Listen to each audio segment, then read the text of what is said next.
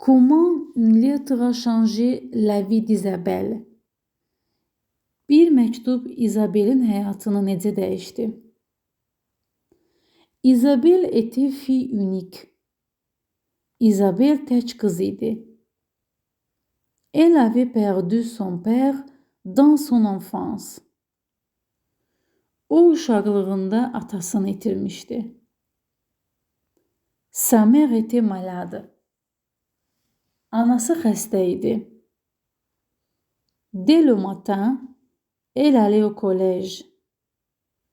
Səhər olan kimi o kollecə gedirdi.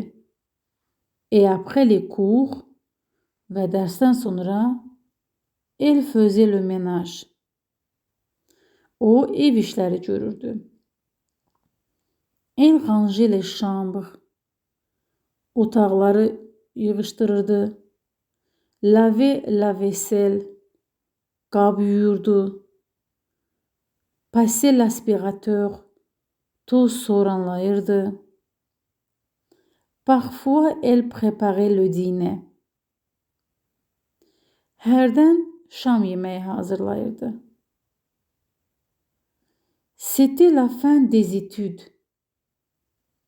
Dərslərin sonu idi. Les élèves avaient passé les examens pour continuer leurs études au lycée professionnel. Şagirdlər peşə liseyində təhsillərini davam etdirmək üçün imtahan vermişdilər. Isabelle attendait les résultats des examens. Isabelle imtahanların nəticəsini gözləyirdi.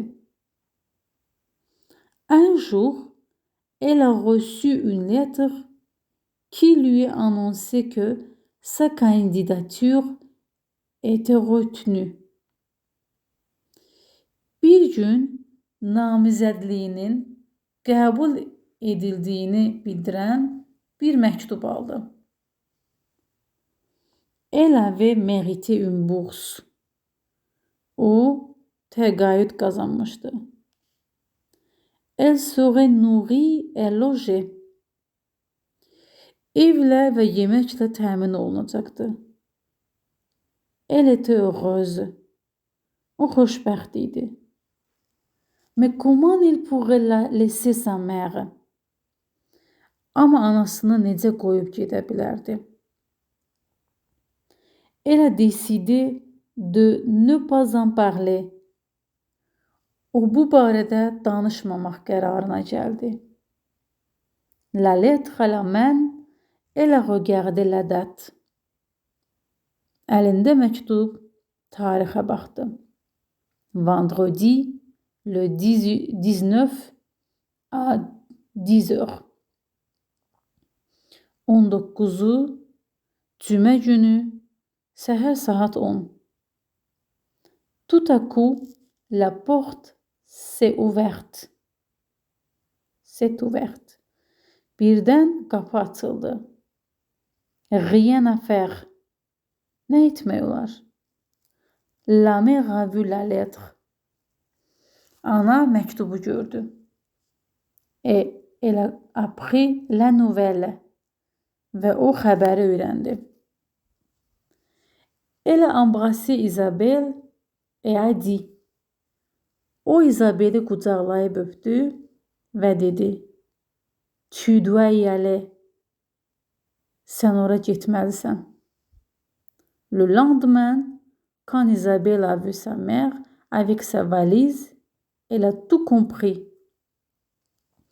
Ertəsi gün Isabelle anasını çamadanıyla görərkən hər şeyi anladı. Sa mère partait chez sa tante. Anası xalasıgilə gedirdi. Vendredi, le 19 octobre, à 10 heures. Isabelle était déjà chez le directeur du lycée. Cümə günü, oktyabrın 19'u, saat 10'da Isabelle artıq məktəb direktorunun yanında idi.